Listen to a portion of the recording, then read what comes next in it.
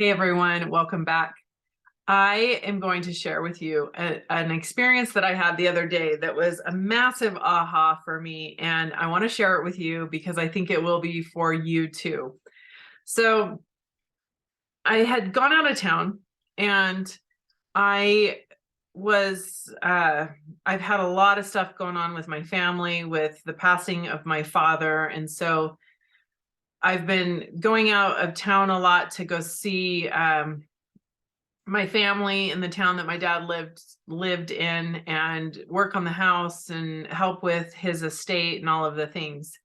And I got home the other night pretty late, and my husband and children were still at home. I just zipped down there by myself, and when I got home, I had so much stuff in my car. I had my luggage. I had a lot of stuff from my dad's house that I was taking, and I just had a car full of stuff and I was tired. I was exhausted.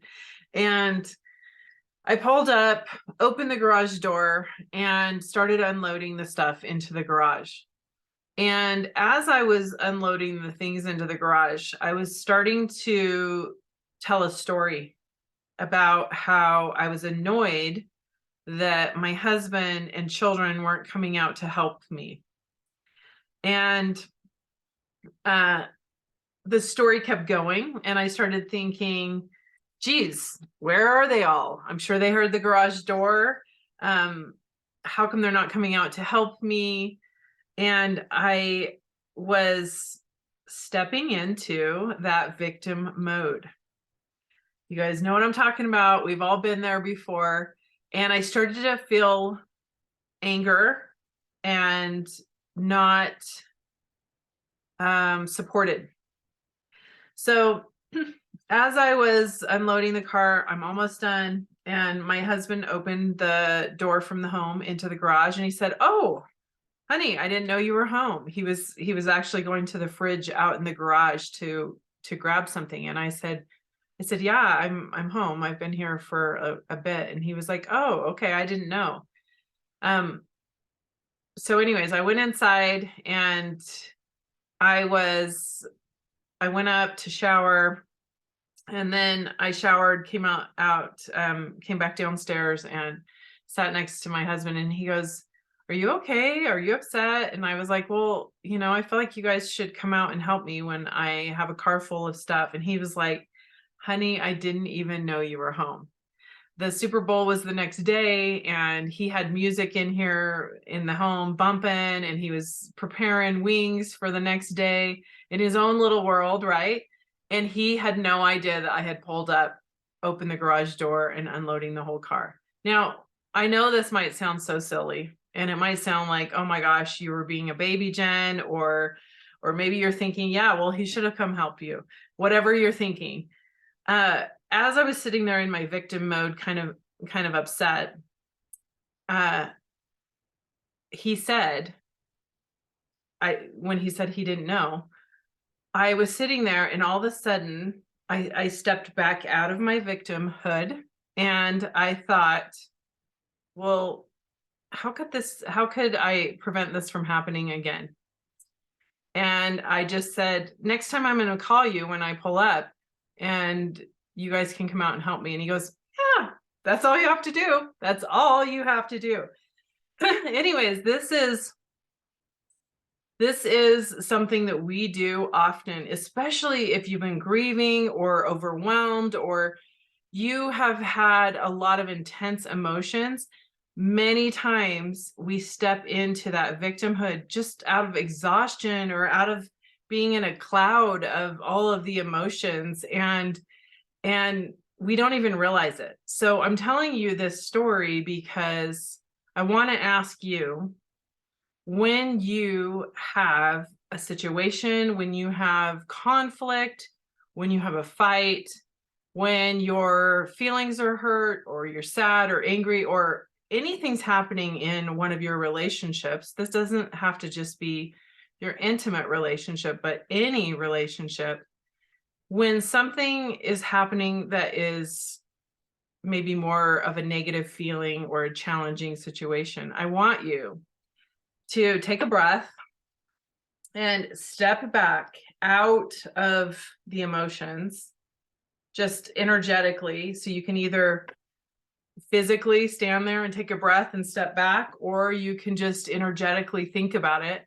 but step back out of the feeling and the emotion and look at it from an objective standpoint, where you're going, okay, wait a second.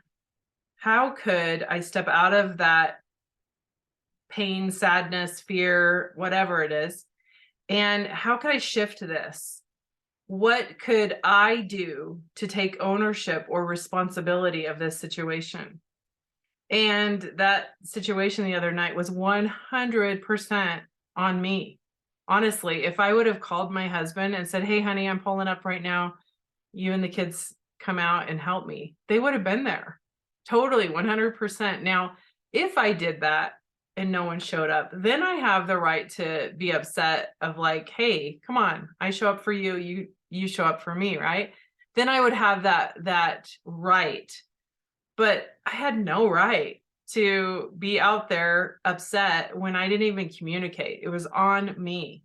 But many times, especially looking at myself in the past, I would have stayed in that victimhood for a while and kept, rolling with that story of nobody loves me, or, they don't show up for me, or whatever those stories are that we run wild with. So just try this. It will bless your life. There are most likely going to be many awakenings, many moments after this seed has been planted, that you're going to be able to stand back and go, where could I do that differently? Where could I show up in a more powerful way, a more clear way? Honestly, with relationships, communication is the key. And many times we don't communicate. And this goes for parenting, for marriages, for friendships, across the board. Like, if we can communicate openly, honestly, and take ownership of that, it will bless our lives and bless our relationships for years to come. So, in fact, with parenting, this is a huge part of parenting, when we can be very clear and let our children know what our expectations are, but give them a heads up. So one thing with my kids with electronics, if I go and I come in there and I say, give me your phone now, then many times I'm gonna have a fight on my hands, because they're gonna be like, whoa, wait, no, give me, 5 minutes, or give me 10 minutes. And they're gonna be hanging tight to that electronic. But if I say, hey, I am going to come take your phone in 10 minutes, then it is usually a non-issue. It's not a problem, because I've given them that expectation. I'm clear on what is going to happen. And so it is a game changer.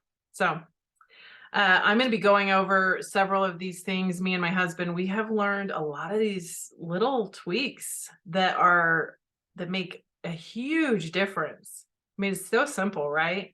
But makes such a huge difference in our daily lives, in our joy, in our peace, in our relationships. And we're going to be sharing these things. So if you have not checked out our event, you have a very short window. It's coming up. We've got a little over a month left, but I want you to be able to plan for it. And by the time this recording comes out, you literally are going to have a very short amount of time to get the early bird deal, which is a buy one, get a free ticket. I know, killer deal. So get that BOGO, click the link in the show notes and check it out.